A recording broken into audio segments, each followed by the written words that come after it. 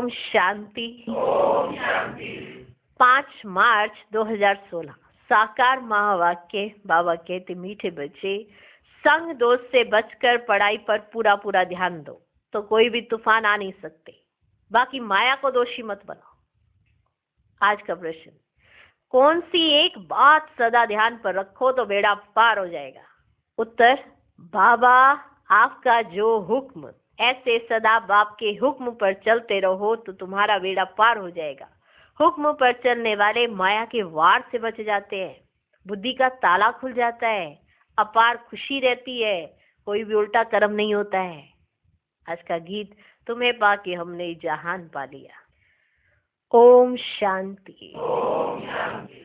मीठे मीठे सभी सेंटर्स के बच्चों ने गीत सुना। सब जानते हैं कि बेहद के बाप से फिर से 5000 वर्ष पहले मुआफिक हम विश्व की बादशाही ले रहे हैं। कल भी बाबा ने कहा था सभी सेंटर्स के बच्चों ने गीत सुना। ये बाबा मुरली चला रहे हैं और सभी को इमर्ज कर रहे हैं। सब तरफ के बच्चों को इमर्ज किया हुआ है बाबा ने। कल्प कल्प हम लेते आए हैं क्या? विश्व की बादशाही का वर्षा लेते आए हैं ना। बादशाही लेते हैं फिर गवाते हैं। बच्चे जानते हैं अभी हमने बेहद के बाप की गोद ली है और उनके बच्चे बने हैं। है भी बरोबर। घर बैठे हुए पुरुषार्थ करते हैं। बेहद के बाप से ऊंच पद पाने के लिए पढ़ाई चल रही है। तुम जानते हो ज्ञान सागर पतित पावन सर्व का सदगति दाता शिव बाबा ही हमारा बाप भी है, टीचर भी है, सतगुरु भी है। तुम जानते हो? तुम जानते हो? बाबा याद करा रहे, तुम जानते हो कि कौन है जो हमें पढ़ाने आए हैं? तुम जानते हो? जानते हो? उनसे हम वर्षा लेते हैं तो उसमें कितना पुरुषार्थ करना चाहिए ऊंच पद पाने के लिए। उनसे हम वर्षा ले रहे हैं ना, तो उसमें कितना पुरुषार्थ करना चाहिए ऊंच पद पाने के लिए। अज्ञान काल में भी स्कूल में पढ़ते हैं तो नंबरवार मार्क्स से पास होते हैं अपनी पढ़ाई अनुसार। वहां ऐसे तो नहीं कहेंगे कि माया हमको बिगड़ डालती है, वह तूफान आते हैं, कहते हैं क्या? स्कूल में अगर बच्चा नहीं पढ़ता तो कहता है क्या, मेरे पास ना माया आ गई थी इसलिए मैं पढ़ाई नहीं कर पाया? कहता है क्या कभी ऐसा? माँ बाप क्या जोर देते हैं या टीचर क्या जोर देते हैं कि तुम पढ़ो, ये जोर देते हैं ना। या बच्चा आके क्या कहेगा कि मम्मी पापा आज मैं इसलिए नहीं पढ़ पाया, माया आ गई थी। क्या ये बहाना चलेगा उसका? चलेगा? तो यहाँ हम सब क्या बोलते, हम बाबा को याद नहीं कर पाए क्योंकि माया आ गई थी। माया पे दोष धर देते हैं। आज बाबा विशेष इसी बात पर अटेंशन खिंचवा रहे हैं कि अपनी कमी क्यों नहीं निकालते हो, माया पे ही दोष क्यों धर देते हो? माया क्या कह रही है तुमको? वो तुमको कुछ नहीं कहती, तुम ही उसको सब कुछ कह रहे हो, दोष धर रहे हो उसके ऊपर। अज्ञान काल में भी स्कूल में पढ़ते हैं तो नंबरवार मार्क्स से पास होते हैं अपनी पढ़ाई अनुसार। वहां ऐसे तो नहीं कहेंगे कि माया हमको बिगड़ डालती है, वह तूफान आते हैं। ठीक रीति पढ़ते नहीं है, वह बुरे संग में जाकर फंस पड़ते हैं, खेल कूद में लग जाते हैं इसलिए पढ़ते नहीं है। 2-3 बातें ही है ना। ठीक रीति से पढ़े नहीं, किसी और के संग में चले गए या खेल कूद में उनका ध्यान चला गया, इसीलिए तो पढ़ते नहीं है, नापास हो जाते हैं। बाकी इसको माया के तूफान नहीं कहेंगे। वो बच्चा पढ़ा नहीं क्योंकि उसके ऊपर माया का तूफान आ गया था, कभी ऐसा कहेंगे क्या? नहीं कहेंगे।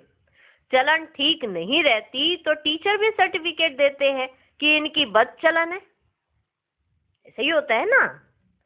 कुसंग में खराब हुआ है, इसमें माया रावण को दोषी बनाने की बात ही नहीं है। अगर कोई कुसंग में आकर खराब हो गया है तो उसके ऊपर माया आ गई है क्या? इसमें फिर रावण माया को दोषी बनाने की तो कोई बात ही नहीं है। तो उस स्कूल में तो ऐसा नहीं कहते। अगर नहीं पढ़ाई करते तो 2-3 कारण ही है, या तो पढ़ाई में इंटरेस्ट नहीं है, या कोई ऐसा संग लग गया है, या खेल कूद में इसका ध्यान है, इसलिए वो पढ़ाई नहीं करते। वहां पे क्या माया रावण को दोषी ठहराएंगे? कुसंग में खराब हुआ है, इसमें माया रावण को दोषी बनाने की बात ही नहीं है। बड़े बड़े अच्छे आदमियों के बच्चे कोई अच्छा चढ़ जाते हैं, कोई शराब आदि पीने लग जाते हैं, गंदे तरफ चले जाते हैं, तो बाप भी कहते हैं कि कपूत हो गया है। अच्छे अच्छे घर के बच्चे ऐसे हो गए, कोई शराब पीने लग गया, किसी को बुरा संग लग गया, तो माँ बाप क्या कहेंगे कि ये कपूत हो गया है। उस पढ़ाई में तो बहुत सब्जेक्ट होती है, यह तो एक ही प्रकार की पढ़ाई है। वहां बहुत मनुष्य पढ़ने जाते हैं ना, वहां मनुष्य पढ़ाते हैं। यहाँ बच्चे जानते हैं हमको भगवान पढ़ाते हैं। कौन पढ़ा रहे हैं आपको? भगवान पढ़ाते हैं। हम अच्छी रीति पढ़े तो विश्व का मालिक बन सकते हैं। बच्चे तो बहुत हैं, फिर कोई पढ़ नहीं सकते संग दोष में आकर के। इसको माया का तूफान क्यों कहें? इसको माया का तूफान क्यों कहें? संग दोष में आ गए, किसी का ऐसे बुरे का संग कर लिया, उसका संग पसंद आ गया, तो इसमें माया का तूफान क्या है बताओ। आज बाबा डिटेल में समझा रहे हैं। जो हम कह देते हैं ना माया आ गई थी, माया कहाँ से आ गई? क्या है माया? हम अपना दोष नहीं निकालते कि हमारी गलती है, हमने किसी बुरे का संग किया, हमने किसी के बुरे के संग को अच्छा समझ लिया। हम अपनी कमी नहीं निकाल रहे हैं, माया की कमी निकाल रहे हैं। यहाँ बच्चे जानते हैं हमको भगवान पढ़ाते हैं। हम अच्छी रीति पढ़े तो विश्व का मालिक बन सकते हैं। बच्चे तो बहुत है, फिर कोई पढ़ नहीं सकते संग दोष में आकर के। इसको माया का तूफान क्यों कहें? संग दोष में कोई पढ़ता नहीं है तो इसमें माया व टीचर व बाप क्या कहेंगे? सोचो। देखो आज बाबा ने माया का भी बताया है कि इसमें माया क्या करेगी। अगर कोई पढ़ता नहीं है बच्चा तो इसमें माया व टीचर व बाप क्या करेंगे? अगर कोई पढ़ नहीं रहा है तो तुम पढ़ते नहीं हो तो तुम्हारी गलती है ना। इसमें माया टीचर बाप क्या करेंगे? तुम पढ़ाई नहीं कर रहे हो, बताओ माया क्या करेगी इसमें? टीचर क्या करेगा इसमें? बताओ बाप क्या करेंगे इसमें? नहीं पढ़ सकते हैं तो चले गए अपने घर, नहीं पढ़ सकते तो चले गए अपने घर। यह तो ड्रामा अनुसार पहले भट्टी में पढ़ना ही था। शरण आकर ली, कोई को पति ने मारा, तंग किया तो कोई को वैराग्य आ गया। घर में चल नहीं सकी, फिर कोई यहाँ आकर भी चली गई। नहीं पढ़ सकी तो जाकर नौकरी आदि में लगी व शादी की। घर में चल नहीं सकी, फिर कोई यहाँ पे नहीं चल सकी। जरूरी नहीं है कि घर में चल नहीं सकी तो यहाँ आके चली और यही आके रही। कहीं ऐसे हैं घर छोड़ के आए फिर पीछे पलट के देखा ही नहीं, और कई ऐसे आए और फिर चले गए। किसने नौकरी की, किसी ने शादी की। यह तो एक बहाना है, माया के तूफान से पढ़ नहीं सकते। ये तो एक बहाना है जो ये कहते हैं कि हम पर माया का तूफान आया हुआ है, हम पढ़ नहीं सकते। ये नहीं समझते कि संग दोष के कारण ये हाल हुआ और हमारे में विकार जबरदस्त है। ये नहीं समझते हैं कि हम संग दोष में आ गए हैं, हमारी हालत ऐसी इसलिए हुई है और हमारे अंदर विकार जबरदस्त है। ऐसा नहीं सोचते, ऐसा नहीं समझते कि हम संग दोष में आए इसलिए हमारा ये हाल हुआ और हमारे में विकार जबरदस्त है। ये क्यों कहते हो कि माया का तूफान लगा और गिर पड़े? ये क्यों कहते हो कि माया का तूफान लगा तब गिर पड़े? जिनको ये रियलाइजेशन नहीं हो रही कि हमारी गलती है, हम गलत हैं, सिर्फ माया पे धरा और खुद किनारे हो गए। ये क्यों कहते हो कि माया का तूफान लगा तब गिर पड़े? ये तो अपने ऊपर मदार है, ये तो अपने ऊपर मदार है। बाप टीचर सतगुरु की जो शिक्षा मिलती है उस पर चलना चाहिए। नहीं चलते हैं तो कोई खराब संग है, वह काम का नशा व देह अभिमान का नशा है। अगर नहीं चलते हैं तो या तो कोई खराब संग है, या काम का नशा है, काम विकार का नशा है, या देह अभिमान का नशा है। ये हो सकता है अगर नहीं चलते हैं तो। सब सेंटर्स वाले जानते हैं कि हम बेहद के बाप से विश्व की बादशाही लेने के लिए पढ़ रहे हैं। निश्चय नहीं है तो बैठे ही क्यों हैं? और भी बहुत आश्रम है, अगर तुमको निश्चय नहीं है तो फिर बैठे ही क्यों है? और भी बहुत आश्रम है, परंतु वहां तो कुछ प्राप्ति नहीं, एम ऑब्जेक्ट नहीं है। वे सब छोटे छोटे मठ पंथ टाल टालियां हैं, झाड़ वृद्धि को पाना ही है। यहाँ तो ये सारा कनेक्शन है। मीठे देवी झाड़ का जो होगा वह निकल आएगा। सबसे मीठे कौन होंगे? जो सतयुग के महाराजा महारानी बनते हैं। सबसे मीठे कौन होंगे? जो सतयुग के महाराजा महारानी बनते हैं। अभी तुम समझते हो, जो पहले नंबर में आते हैं उन्होंने जरूर अच्छी पढ़ाई पढ़ी होगी, वही सूर्यवंशी घराने में गए। ऐसे भी हैं ग्रस्त व्यवहार में रहते, अर्पण में जीवन है, ऐसे भी हैं, उनका जीवन ही अर्पण में है। ग्रस्त व्यवहार में रहते हैं, अर्पण में जीवन है, माना बाबा के लिए समर्पित है। रहते ग्रस्त व्यवहार में है, लेकिन बुद्धि से, तन से, मन से बाबा के लिए समर्पित है। तन की पूरी संभाल करते हैं, मन की पूरी संभाल करते हैं। जीवन उनका अर्पण में है बाबा के लिए। ऐसे भी कई बच्चे जो ग्रस्त में रहते हैं और अर्पण में जीवन है, बहुत सर्विस कर रहे हैं। फर्क है ना। भले यहाँ भी रहते हैं परंतु पढ़ा नहीं सकते तो और सर्विस में लग जाते हैं। पिछाड़ी में थोड़ा राजाई पद पा लेंगे। देखा जाता है बाहर ग्रस्त व्यवहार में रहने वाले बहुत तीखे हो जाते हैं पढ़ने और पढ़ाने में। सभी तो गृहस्थी नहीं है, कन्या व कुमार को गृहस्थी नहीं कहेंगे। और जो वानप्रस्थी हैं वे 60 वर्ष के बाद फिर सब कुछ बच्चों को दे, खुद कोई साधु आदि के संग में जाकर रहते हैं। सभी गृहस्थी नहीं होते, ना तो कुमार ना कुमारी, वो गृहस्थी नहीं कहलाए जाएंगे ना। और जो वानप्रस्थी हो, जो 60 वर्ष के बाद अपना सब कुछ देकर कोई साधु आदि के संग में जाकर रहते हैं। आजकल तो तमो प्रधान है, तो मरने तक भी धंधे आदि को छोड़ते नहीं है, मरने तक भी। आगे 60 वर्ष में वानप्रस्थ अवस्था में चले जाते थे, बनारस में जाकर रहते थे। यह तो बच्चों ने समझा है, वापिस कोई जा ना सके, सदगति को पा नहीं सकते। बाप ही मुक्ति जीवन मुक्ति दाता है, वह भी सब जीवन मुक्ति को नहीं पाते, कोई तो मुक्ति में चले जाते हैं। अब आदि सनातन देवी देवता धर्म की स्थापना हो रही है। फिर जो जितना पुरुषार्थ करे, फिर जो जितना पुरुषार्थ करे, उनमें भी कुमारियों को अच्छा चांस है। पारलौकिक बाप की वारिस बन जाती हैं। यहाँ तो सब बच्चे बाप से वर्षा लेने के हकदार है, वहां तो बच्चियों को वर्षा नहीं मिलता, बच्चों को लालच रहती है। भले ऐसे भी हैं जो समझते हैं कि ये भी वर्षा मिलेगा, वो भी लेवें, उनको क्यों छोड़े। कई ऐसे भी हैं, दोनों तरफ पढ़ते हैं, ऐसे किस्म किस्म के। अब यह तो समझते हैं अच्छा जो पढ़ते हैं वे उच्च पद पा लेते हैं, प्रजा में बहुत साहूकार बन जाते हैं। यहाँ रहने वालों को अंदर ही रहना पड़ता है, दास दासियां बन जाते हैं। फिर त्रेता के अंत में 3, 4, 5 जन्म लेकर राजाई पद मिलेगा। उनसे तो वे साहूकार अच्छे हैं, जो सतयुग से लेकर उन्हों की साहूकारी कायम रहती है। बाबा यहाँ रहने वालों को स्पेशल टेंशन खिंचा रहे, तुम्हें कितना पढ़ना चाहिए, कितना लायक बनना चाहिए, और क्या कर रहे हो, तुमसे तो अच्छे ग्रस्त वाले ही हैं, ऐसा बाबा कह रहे हैं। ग्रस्त व्यवहार में रहकर साहूकारी पद क्यों नहीं लेना चाहिए? कोशिश करते हैं हम राजाई पद पाए, परंतु अगर खिसक पड़ते हैं तो प्रजा में अच्छा पद पाने का पुरुषार्थ करना चाहिए। वह भी तो उच्च पद हुआ ना।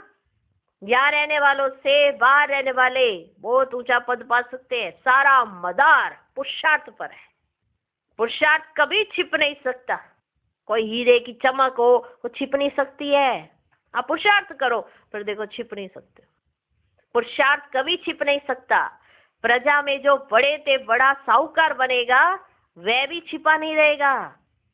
ऐसे नहीं कि बाहर वालों को कोई कम पद मिलता है। पिछाड़ी में राजाई पद पाना अच्छा व प्रजा में शुरू से लेकर ऊंच पद पाना अच्छा। माना बाबा विशेषता बता रहे हैं कि जो बाहर में रहते ना वो तुमसे कितने अच्छे हैं। पिछाड़ी में राजाई पद पाना अच्छा व प्रजा में शुरू से लेकर ऊंच पद पाना अच्छा। ग्रस्त व्यवहार में रहने वालों को इतने माया के तूफान नहीं आते हैं। ग्रस्त व्यवहार में रहने वालों को इतने माया के तूफान नहीं आते हैं, यहाँ वालों को तूफान बहुत आते हैं। हिम्मत करते हम शिव बाबा की शरण में बैठे हैं, परंतु संग दोष में पड़ते नहीं है। पिछाड़ी में सब मालूम पड़ जाता है, साक्षात्कार होगा, कौन क्या पद पाएंगे, नंबरवार पढ़ते हैं ना। कोई तो सेंटर्स को आप ही चलाते हैं, कहाँ तो सेंटर चलाने वाले से भी पढ़ने वाले तीखे हो जाते हैं। सारा पुरुषार्थ पर है, ऐसे नहीं कि माया के तूफान आते हैं, नहीं, अपनी चलन ठीक नहीं है, अपनी चलन ठीक नहीं है, श्रीमत पर नहीं चलते हैं। लौकिक में भी ऐसा होता है, टीचर व माँ बाप की मत पर नहीं चलते। तुम तो ऐसे बाप के बच्चे बने हो जिनको कोई बाप ही नहीं। सोचो, इनके ऊपर तो कोई ऐसे माँ बाप नहीं है ना, इन्हीं की मत पर तो चलना है बस, और इनसे ऊपर कौन है, कोई भी नहीं। तो अपने जीवन में एक धारणा नहीं कर सकते कि हमें सिर्फ इनकी मत पर चलना है बस। वहां तो बाहर में बहुत जाना पड़ता है। कई बच्चे संग दोष में फंस पड़ते हैं तो नापास हो जाते हैं। ऐसे क्यों कहेंगे माया के तूफान आते हैं? ये अपनी मूर्खता है, ये अपनी मूर्खता है। डायरेक्शन पर नहीं चलते हैं, ऐसी चलन से नापास हो जाते हैं। बहुतों को लालच रहती है, कोई में क्रोध, कोई में चोरी की आदत, आखिरी में मालूम तो पड़ जाता है। भले कोई कुछ भी करता रहे, आखिरी में तो मालूम पड़ जाता है। फलाने फलाने ऐसी ऐसी चलन के कारण चले गए, जिनकी ऐसी ऐसी चलन थी ना, वो चले गए। क्या कर सकते थे? इसका ये दोष नहीं है कि माँ बाप ने उनकी पालना नहीं की, पालना की, लेकिन उनकी चलन ही ऐसी थी, तो फिर क्या हुआ? चले गए। समझा जाता है शूद्र कुल के बन गए, उनको फिर ब्राह्मण नहीं कहेंगे, फिर जाकर शूद्र बन गए, पढ़ाई छोड़ दी, थोड़ा भी ज्ञान सुना तो प्रजा में आ जाएंगे। बड़ा झाड़ है, कहाँ कहाँ से निकल आएंगे। देवी देवता धर्म के और धर्म में कन्वर्ट हो गए, वे निकल आएंगे, बहुत आएंगे तो सब वंडर खाएंगे।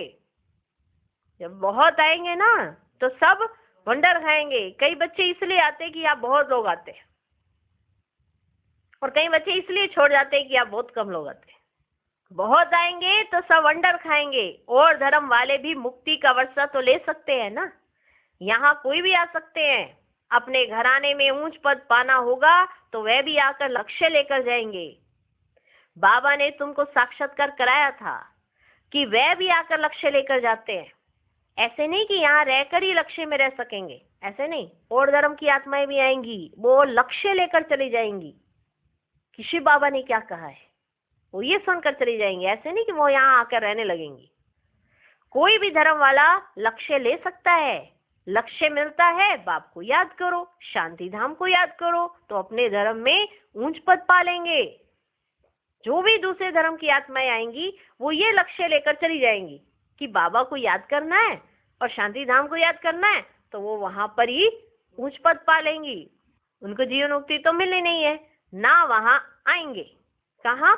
जीवन मुक्ति में दिल लगेगी नहीं। सच्ची दिल उन्हों की लगती है जो यहाँ के हैं। पिछाड़ी में आत्माएं अपने बाप को तो जान जाएं। बहुत सेंटर्स पर ऐसे भी हैं जिनका पढ़ाई पर अटेंशन नहीं है, तो समझा जाता है ऊंच पद पा नहीं सकेंगे। निश्चय हो तो ये नहीं कह सकते कि फुर्सत नहीं है। जिसको निश्चय हो तो वो ये नहीं कह सकते कि हमको फुर्सत नहीं है, परंतु तकदीर में नहीं है तो कहते हैं फुर्सत नहीं है, ये काम है, हमको ये काम है, हमको ये काम है। उनके पास फुर्सत नहीं है अगर निश्चय नहीं है तो। तकदीर में होगा तो दिन रात पुरुषार्थ करने लग पड़ेंगे। चलते चलते संग में भी खराब हो पड़ते हैं, उसको ग्रहचारी भी कह सकते हैं। बृहस्पति की दशा बदलकर मंगल की दशा हो पड़ती है, शायद आगे चलकर उतर जाए। कोई के लिए बाबा कहते राहु की दशा बैठी है, इसके ऊपर राहु की दशा बैठी है। भगवान का भी नहीं मानते। कोई के लिए बाबा कहते हैं कि इसके ऊपर राहु की दशा बैठी हुई है, भगवान का भी नहीं मानते, समझते ये ब्रह्मा कहते हैं। बच्चों को यह नहीं पता पड़ता है कि कौन है जो डायरेक्शन देते हैं। इतना नहीं पता पड़ता कि कौन है जो डायरेक्शन दे रहे हैं। सोचते ब्रह्मा बाबा डायरेक्शन दे रहे हैं।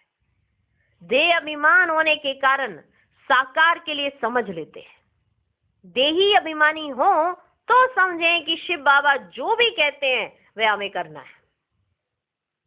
अगर देही अभिमानी हो तो, देह अभिमान आ जाता है ना, तो इसलिए कहते हैं ये तो बाबा ने कहा है ना, साकार बाबा ने कहा है। देही अभिमानी हो तो बाबा जो भी कहते हैं वो समझे कि हमें करना है। रिस्पॉन्सिबिलिटी शिव बाबा पर है, शिव बाबा की मत पर तो चलना चाहिए ना। देह अभिमान में आने से शिव बाबा को भूल जाते हैं। अगर आप चलते हो तो रिस्पॉन्सिबिलिटी शिव बाबा की होती है, नहीं चलते हो तो फिर कोई रिस्पॉन्सिबिलिटी नहीं रहती। देह अभिमान में आने से शिव बाबा को भूल जाते हैं, फिर शिव बाबा रिस्पॉन्सिबल नहीं रह सकता। अगर तुम्हारे में देह अभिमान आया और तुम ये भूले कि ये शिव बाबा कह रहे हैं, ये भूल गए, तो फिर आपकी रिस्पॉन्सिबिलिटी शिव बाबा नहीं ले सकते। उनका ऑर्डर तो सिर पर धारण करना चाहिए, ये एक है। बाप दादा कह रहे हैं, शिव बाबा कह रहे हैं, एक ही बात है। उनका ऑर्डर तो सिर पर धारण करना चाहिए, सिर पर। परंतु समझते नहीं कि कौन समझाते। सो भी और तो कोई ऑर्डर नहीं करते, सिर्फ बाप कहते हैं मैं तुमको श्रीमत देता हूं, एक तो मुझे याद करो और जो ज्ञान मैं सुनाता हूं वह धारण करो और कराओ, बस यही धंधा करो। अच्छा बाबा जो हुक्म, ऐसे करना चाहिए। अच्छा बाबा जो हुक्म, राजाओं के आगे जो रहते हैं वैसे कहते हैं ना, जो हुक्म, वे राजाएं हुक्म करते थे, यह शिव बाबा का हुक्म है। घड़ी घड़ी कहना चाहिए जो हुक्म शिव बाबा,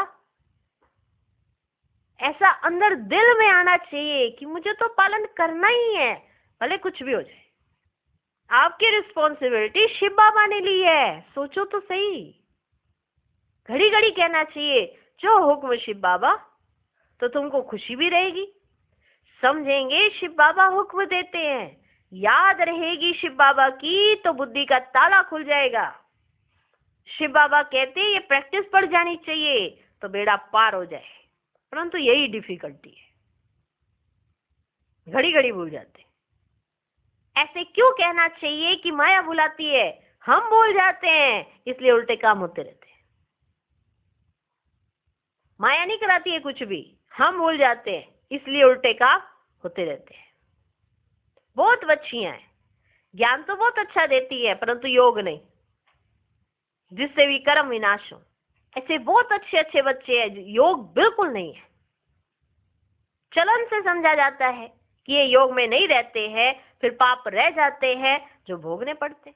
इसमें तूफान की तो कोई बात ही नहीं है।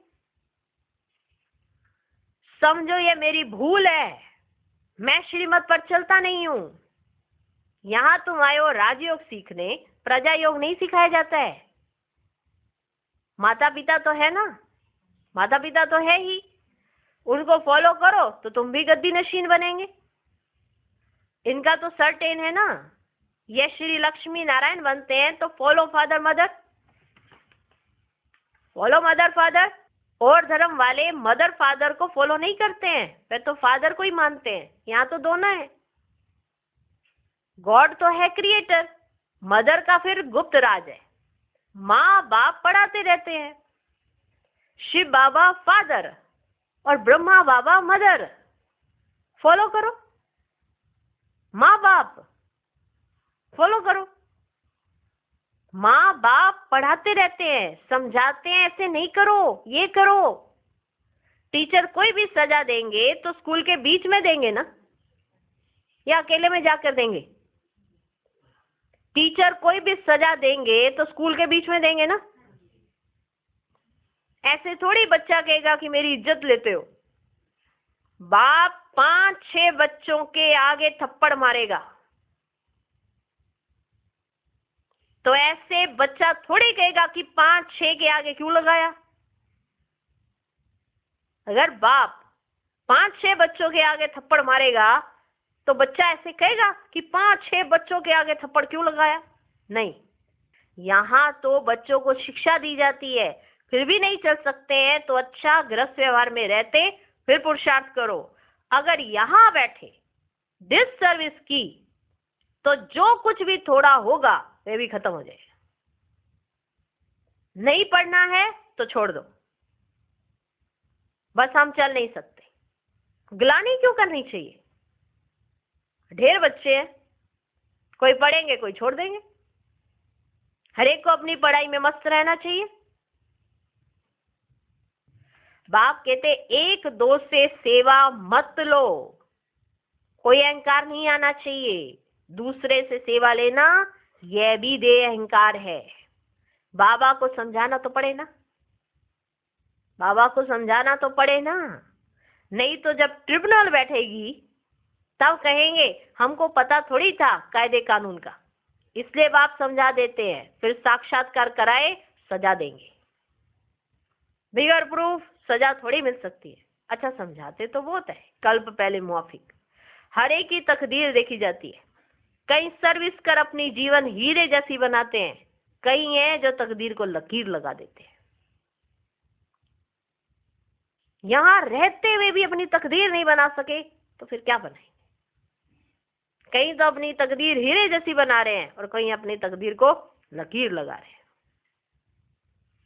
अच्छा, मीठे मीठे सिकिलधे बच्चों प्रति माता पिता बाप दादा का याद प्यार और गुड मॉर्निंग। रूहानी बाप की रूहानी बच्चों को नमस्ते। हम रूहानी बच्चों की भी रूहानी बाप को नमस्ते नमस्ते नमस्ते। Good morning good morning good morning. धारणा के लिए मुख्य सार। पहला पॉइंट, बाप टीचर सतगुरु द्वारा जो शिक्षाएं मिलती है उन पर चलना है। माया को दोष ना देकर अपनी कमियों की जांच कर उन्हें निकालना है। दूसरा पॉइंट, अहंकार का त्याग कर अपनी पढ़ाई में मस्त रहना है। कभी दूसरों से सेवा नहीं लेनी है। संग दोस्त से बहुत बहुत संभाल करनी है। आज का वरदान, अपने श्रेष्ठ व्यवहार द्वारा सर्वात्माओं को सुख देने वाली महान आत्मा भव। जो महान आत्माएं होती है उनके हर व्यवहार से सर्वात्माओं को सुख का दान मिलता है। वे सुख देते और सुख लेते हैं। तो चेक करो कि महान आत्मा के हिसाब से सारे दिन में सबको सुख दिया, पुण्य का काम किया। पुण्य अर्थात किसको ऐसी चीज देना जिससे उस आत्मा से आशीर्वाद निकले। तो चेक करो कि हर आत्मा से आशीर्वाद मिल रही है। किसी को भी दुख दिया व लिया तो नहीं, तब कहेंगे महान आत्मा। आज का स्लोगन, करने के बाद सोचना ही पश्चाताप का रूप है। ओम शांति।